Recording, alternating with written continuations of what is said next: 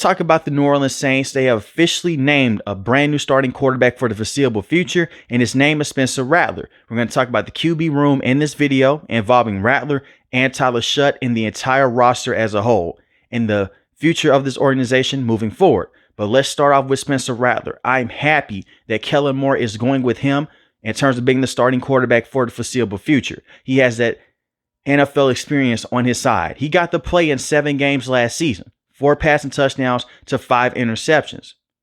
During this time, he did not look great on the field. Don't get me wrong. He had a lot of bad moments, but for context here to why he is 0-6 as a starter, when Derek Carr went down, they did not develop him. They did not prepare him to be ready for that situation. Derek Carr got all the first team reps last year in practice. Clint Kubiak was your offensive coordinator. Very good offensive mind in my opinion, but Dennis Allen was a terrible head coach with the Oakland Raiders many years before, and most definitely with the New Orleans Saints. He was not ready to be a starting quarterback. On top of all of that, he did not have a healthy team. Chris Olave was out dealing with a concussion. Rashid Shaheed, one of the top D threats in the NFL, he was out with a meniscus tear.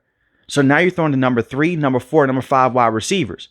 And he is still a rookie at the time. They placed him into a bad situation.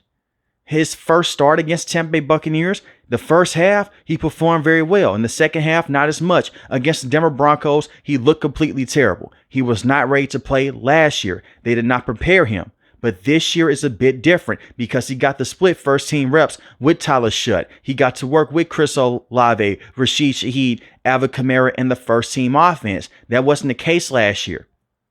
And I do believe within the first 4 to 5 weeks, you're going to get a pretty good answer if Spencer Rattler is going to be your guy for the foreseeable future or not.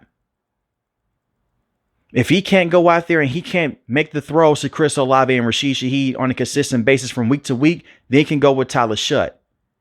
But you have to see what you have with Spencer Rattler with a fully healthy team around him, with a healthy offensive line and those top 2 weapons. And say what you want to say about the Saints. I don't have them being a Super Bowl contender. I don't have them winning this division. Anything can happen in the regular season. But Spencer Rattler is not in this horrible situation on paper. Alvin Kamara is still a top running back to have in football. He just has to stay fully healthy. And all the pieces around him, they have been put in quarterback purgatory within the last few years. Derek Carr, you guys know how I feel about him. He wasn't going to be the answer long term.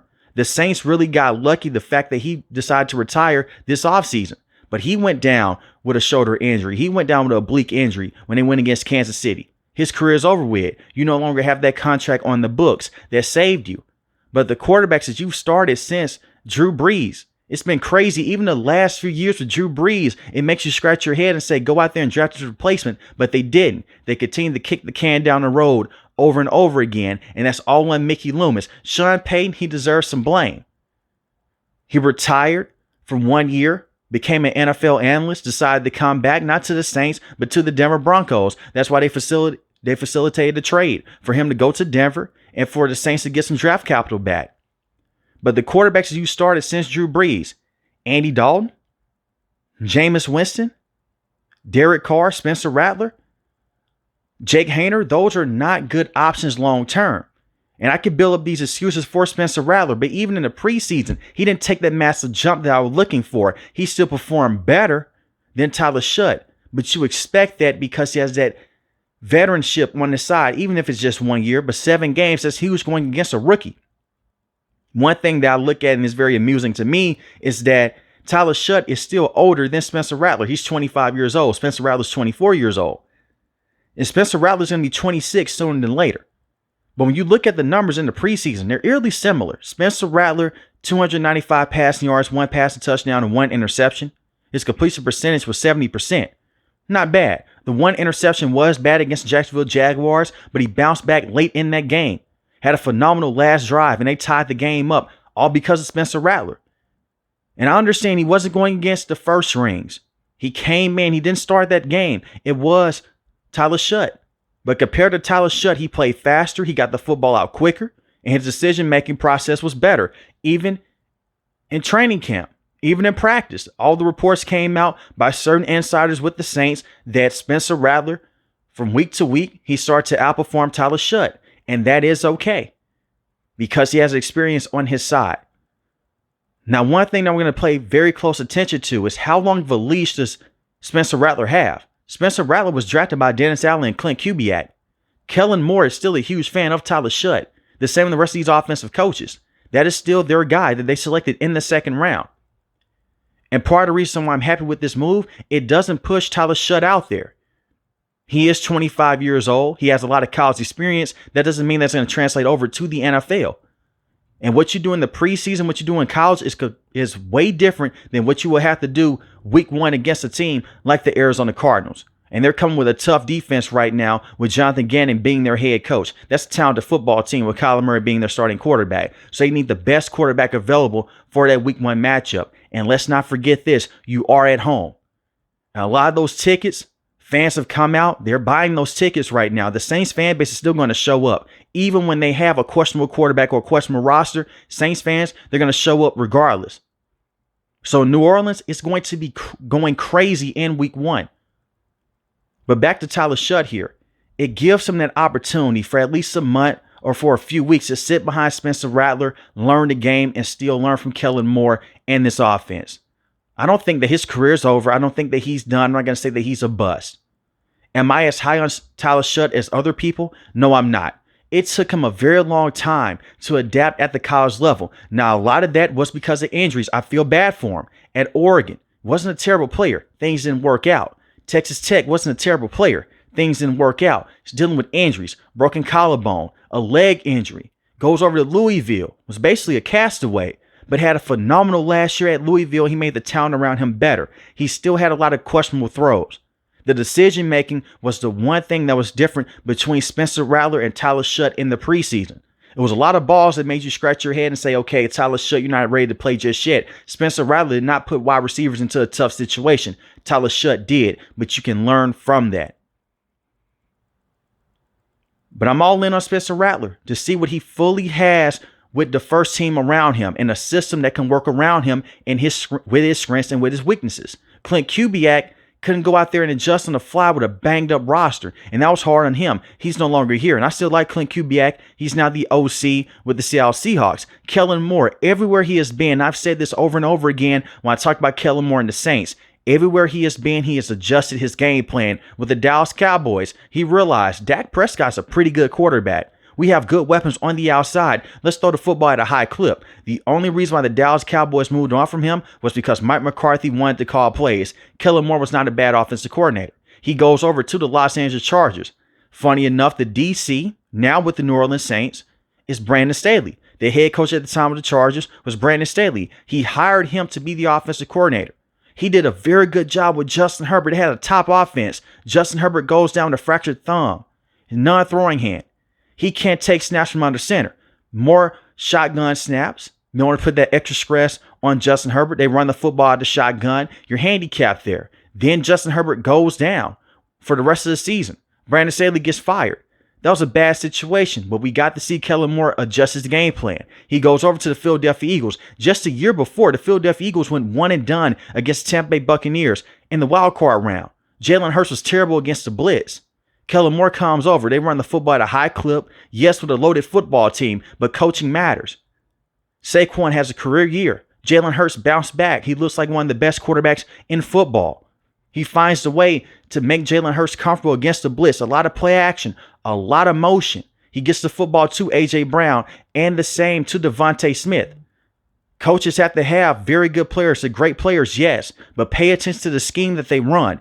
Everywhere Kellen Moore has been, he's adapted his game plan, and it should work out in this situation with Tyler Shough and the same with Spencer Rattler. And if it doesn't work out either one of these quarterbacks, you're still golden. You can select a quarterback in next year's draft class. But there's a lot of upside here with Rattler and the same with Tyler Shough. I don't want to write off any quarterback before they get a true chance. But you give Rattler that chance, I agree with it. And if it doesn't work out after a month, you go with Tyler Shough. It doesn't work out with him. Hey, you tried. You draft a quarterback next year. But ideally, one of these quarterbacks are going to go out there for the next 5 to 10 years. They can be your franchise guy. Not saying that it's going to happen. That's just the best case scenario. But they have strong playmakers around them. Chris Olave, I feel so bad for him. If it wasn't for the concussions, you could put him in the same conversation with some of the best young wide receivers like Garrett Wilson. But the concussions have held him back. and the chemistry was never there with Derek Carr. I am worried about him. If he suffers another concussion or two, they may be talking about sitting him down, and he may not play in the NFL ever again. Concussions are a scary thing to deal with all the information that we have right now, but he's still one of the best route runners that you can have. Rashid Shaheed, I can't say enough good things about him as a deep threat. This offensive line, you've revamped and put a lot of talent in this O-line. Ryan Ramczyk, he had to retire. That put a lot of stress at the tackle position. Talasay Fuaga was a very good rookie last year. He has some bad moments, has some good moments. I think that he'll be a franchise tackle long term. Kevin Banks Jr., you drafted him in the first round out of Texas. There's a lot of upside. Let him grow, let him develop. Usually it takes tackles 2 to 3 years to fully develop in this league. He may have a phenomenal rookie season. We'll see. Trevor Penning is better off as a guard than a tackle. They were hoping that he was going to be a superstar tackle. It didn't work out. Missed a lot of time his rookie year dealing with a foot injury. But as a guard, he's had some up and down moments. Eric McCoy, very good center. Cesar Ruiz, I like him a lot at the guard position. So you've invested a lot of talent in this offensive line and a lot of resources in general. They have to step up. But the biggest question marks right now with the Saints in the offensive end is obviously the quarterback position, the health of the running back position with Alvin Kamara and Kendre Miller, and how good is this offensive line really? We can still worry about Chris Olave and his concussions, but a lot of that is based off of Derek Carr throwing a lot of questionable passes last year, throwing him into triple coverage, throwing him into awkward situations. And I know one of the concussions that he did suffer, his head just hit the turf. That was on Derek Carr. Those type of plays may happen. It's the NFL. It's football at the end of the day. And he did suffer a concussion in college. But look at some of those passes by Derek Carr last year and over the last few years. He hasn't put Chris Olave in the best situation. You have to lead your wide receiver. And Spencer Rattler did that in the preseason. And he did some of that last year. He'll shy away from contact. He'll throw the football out of bounds. There's definitely a base here with Spencer Rattler. Now defensively, Brandon Staley as a head coach, you listened to the channel a few years ago, you know that I hated him as a head coach with the Chargers. As a defensive coordinator, he's not the greatest. He's not the worst either. It's a weird system. He's getting a lot of good reports coming out of training camp. It's one of those situations I'll go with a wait and see approach. But I don't hate him as a defensive mind. He has some good moments with the Los Angeles Rams as a DC. And there's talent here to work with. Cameron Jordan is getting older. It's one of those situations where I always go back and I talk about Mickey Loomis here. Cameron Jordan's getting paid a lot of money. He's no longer that star defensive end. He's more so of a rotational defensive end, and that's fine. The man is 36 years old, but he's getting paid a lot of money. That's all because of Mickey Loomis and this entire front office. But you still have him hanging around. Very good run stopper, by the way, but hasn't had over double-digit sacks in a very long time. The best pass rusher right now with the Saints will be Carl Granderson. Just a few years back, he led the team in sacks. Last year had a down year. But he can still be effective coming off the edge. Devon Gotcha is a pure run stopper. Just a big body interior defensive tackle. But he's not going to be your answer long term. That's why you have Brian Bursey. Brian Bursey is a very good defensive lineman. Can play edge, can play defensive tackle, coming out of Clemson a few years ago. He was very productive last year with New Orleans. Vernon Brogdon, you drafted him out of Texas. Very good run stopper, had a very strong preseason. You drafted him with the 71st pick. 4 sacks and 2 forced fumbles his last year at Texas. There's a lot of upside with that defense in their interior. I like what they've done in terms of trying to go out there and bring in run stoppers and having multiple packages up front to get to the passer.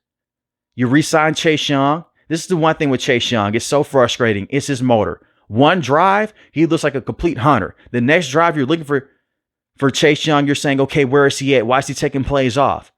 He's dealt with that in the past with the Washington Commanders, with the San Francisco 49ers. But he's not a terrible edge rusher to have. He's solid. They still need to find that one edge rusher that can go out there and generate pressure on his own over and over again. They haven't had that guy in a very long time since Cameron Jordan. But the base of his defense isn't terrible. Demario Davis is one of the most slept on linebackers. Unfortunately, he is starting to regress on the field. Still not a terrible player. Still a very good player that you can have on your defense, but he is getting older. Kool-Aid McKinstry, the future is bright with the back end of this defense. McKinstry, A lot of upside there with him. Still a young cornerback. Alontae Taylor, very good corner in his own right. Justin Reed at the safety position. You can send him on blitzes. He can guard tight ends. He can guard running backs out of the backfield. He's a versatile safety. Use him the same way Kansas City has used him within the last few years when he was on that roster. You have Julian Blackmon, but I'm a huge fan of Jonas Sanker, who you selected with the 93rd pick out of Virginia. Just an overall very good Swiss Army knife to have on the back end of this defense. Can play at the nickel position, can play the safety position. You just bring him all around your defense. Let him fly. You have to be creative here if you are Brandon Staley. Now, what makes this so interesting in this division, you have Baker Mayfield. I think the Buccaneers have found their quarterback of the future with Baker. He has been phenomenal with Tampa Bay. It's a great comeback story with how the Cleveland Browns treated him. You have some unknowns in this division now. The Carolina Panthers and Bryce Young. Can he take that next step? And can he be more consistent with the Panthers organization? The Atlanta Falcons. A report came out that Caleb, their big right tackle, he's going to miss all of this upcoming year.